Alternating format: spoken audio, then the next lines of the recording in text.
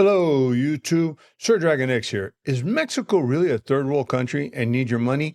We're going to discuss that in the video coming up next.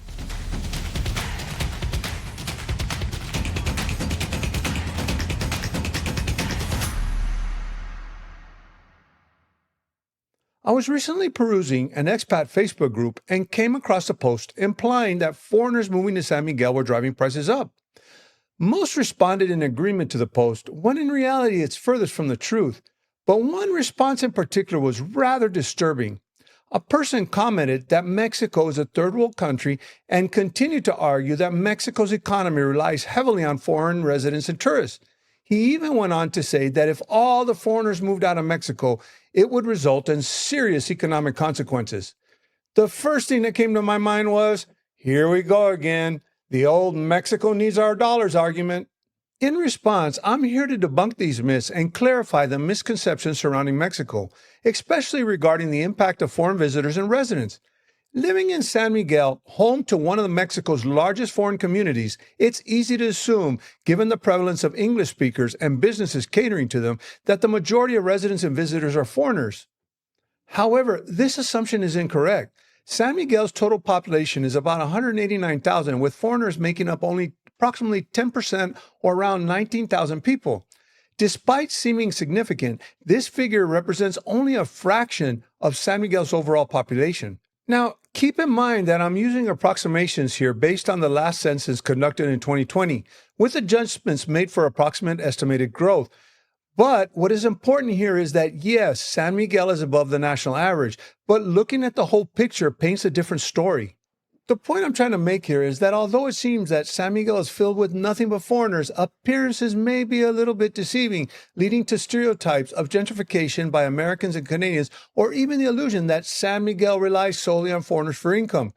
Truth be told is yes, San Miguel does rely on tourists and homeowners for income, but statistically, San Miguel makes more money off of domestic tourism and homeowners from all over Mexico who own a second or even third home here in San Miguel.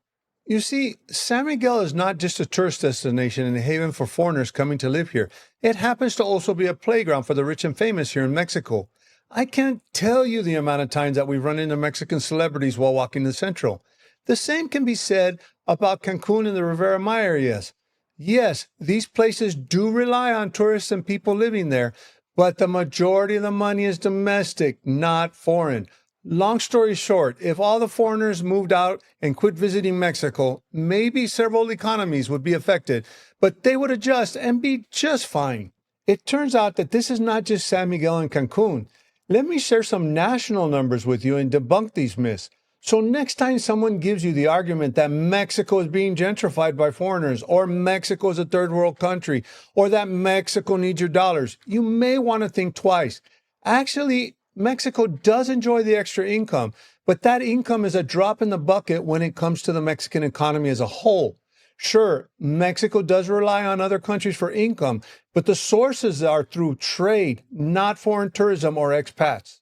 Before we start looking at the numbers, I think it's important to understand the origins of the term third world country. The term third world originated during the Cold War to define countries that remain non-aligned with either NATO, the first world, or the communist bloc, second world. Mexico, like many other countries in Latin America, Africa, and Asia, were considered part of the third world because it was not aligned with either the United States or the Soviet Union. The term third world is outdated and generally considered derogatory due to its implications of poverty, and is not commonly used in contemporary economic or academic context anymore. Therefore, while Mexico was historically categorized as a third world country based on its Cold War alignment, today it's more accurately described as an emerging economy or an upper middle income country. As of 2023, Mexico holds a rank as the 15th largest economy in the world by nominal GDP, according to the International Monetary Fund estimates. This places Mexico as a significant global economy, reflecting its status as an upper middle income country and an emerging economy. Current predictions are that if Mexico continues to grow at this current rate, it will be in the top 10 world economies within the next 5 to 10 years. We can see this currently with the strength of the Mexican peso recently. Let's focus now on tourism in Mexico as a whole. Since 2021, Mexico has experienced an exponential growth in tourism. So that does mean that foreign tourists uphold the economy, right? Wrong. It is estimated that tourism actually only accounts for 8 to 10% of Mexico's economy as a whole. Oh, and did I mention that 86% of the actual tourism income is derived from domestic tourism, not foreign tourists? So when someone says Mexico needs your money, you may want to think twice. Let's take it even further now and look at the expat population here in Mexico. Officially, according to the 2020 census, expats make up only 1% of the total Mexican population. Yes, I know it has been 3 years since the last census and the expat population has increased substantially, but I don't think it's substantial enough to make a dent in the Mexican economy. So you see, all of these arguments are myths and stereotypes that some bring with them when moving or visiting Mexico. The takeaway?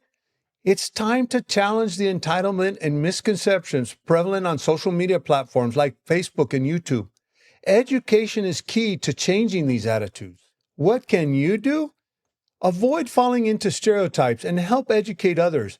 Mexico's welcoming nature is not about financial gain, but about inclusivity and hospitality.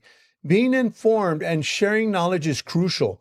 As I have said in my former video about cost of living in Mexico, appearances can be deceiving, and unless you care to understand the culture, can you see the truth behind the curtain.